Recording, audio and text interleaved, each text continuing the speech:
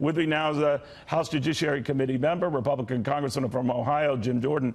Congressman, always good to see you. A number of your colleagues are chomping at the bit to see Mr. Horowitz next week, Christopher Wray, the FBI director, when he comes to talk to folks.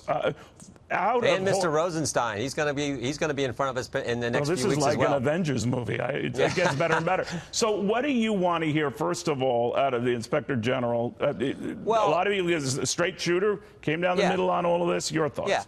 Well, I think there's some key questions. Like number one, why is Peter Strzok still employed at the FBI? I mean, all the other major players are gone. Comey's been fired. Deputy Director McCabe fired, faces a criminal referral, lied 3 times under oath. Jim Baker, former general counsel, is gone, was demoted before he left the FBI. Lisa Page was demoted. She's left the FBI. Jim Rubicki, Comey's chief of staff, has also left the FBI. Why is Peter Strzok still there in light of what we learned from the IG's report? I think that's an important question for Mr. Wray and Mr. Rosenstein when they come in front of Congress. But if you got your hands on Strzok himself, and there are many of your colleagues who want to subpoena him to testify, what would you want to hear of him? Of course, he has very disparaging views of then candidate Trump. We know that he was providing a lot of the research and early footwork for Bob Mueller since fired. No, you're right. But what do you want to hear from him? He's the key player. He's the central figure throughout this entire narrative. Ran the Clinton investigation, was the lead investigator on the Russia investigation. He's the central character. And I think those sequence of text messages are important. Remember, Peter Strzok opens the Russian investigation on July 31st.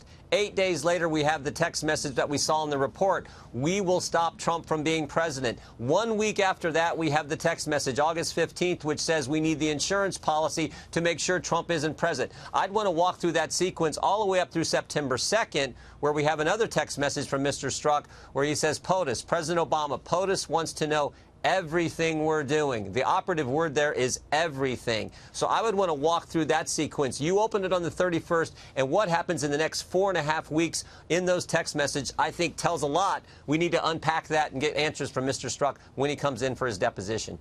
Still, there are a lot of Democrats who are seizing on this, sort of saying that there's confusion and that Republicans are divided. You guys seem to be suing each other for documents, whether it's Rod Rosenstein, and now he will go the other way at you to simply push for the same thing. On that, Republicans are eating themselves alive on this. What do you think of that? Well, let's be clear. Rod Rosenstein isn't giving us the material we're entitled to have as a separate and equal branch of government to do our constitutional duty of oversight. And in addition to not giving us the material, he has to do his constitutional duty, and that what you're doing gets in the way of that. Rod Rosenstein's name was never on a ballot. He wasn't elected to anything, but the House of Representatives and the people in the United States Senate were, and we are a separate branch of government entitled to that information. So instead of fighting us all the time and instead of threatening staff members on the Intelligence Committee, why don't you just give us the stuff we're entitled to see so we can figure out and get answers for the American people? Do you think the president should fire him? I think Rod Rosenstein is frankly skating on thin ice, and if he doesn't start giving us the information, I think you're going to see more things happen in the House. We filed a resolution last week, Mr. Meadows and I did, that says, sense of the Congress, if you don't give us this information, there's going to be a vote in the United States Congress. I think that will happen sometime soon. I'm hopeful it will. And then there's also contempt. There's also impeachment. But he needs to give us that information and quit threatening. I mean, think about that. The head of the Department of Justice threatening staff members in a separate branch of government, trying to do their jobs, trying to get answers for the American people. And why is it, Neil, why is it the most explosive 50-some thousand text messages between Strzok and Page? And the one we've not seen, the one we didn't see until this report, was the most explosive one. We will stop Trump. Why didn't Rod Rosenstein show us that one earlier when we saw the insurance policy text? We've seen the text with all the bias and animus towards President Trump.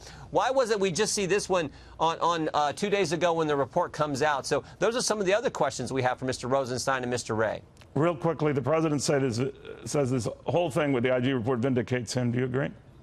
I think it shows how the bias that existed at the top people. Again, not the rank and file agents who are doing good work, but the top people. He says it vindicates him, it exonerates him. Do you agree with that? I think it shows well, we know there's been no evidence of any coordination between the Trump campaign and Russia. A year of Mr. Mueller's investigation, no evidence. So this report, I think, buttresses what we already know and shows the bias that existed. Even the Inspector General says we do have no confidence that Strzok's decision was free from bias. They even say that in their report. Congressman, thank you very, very much.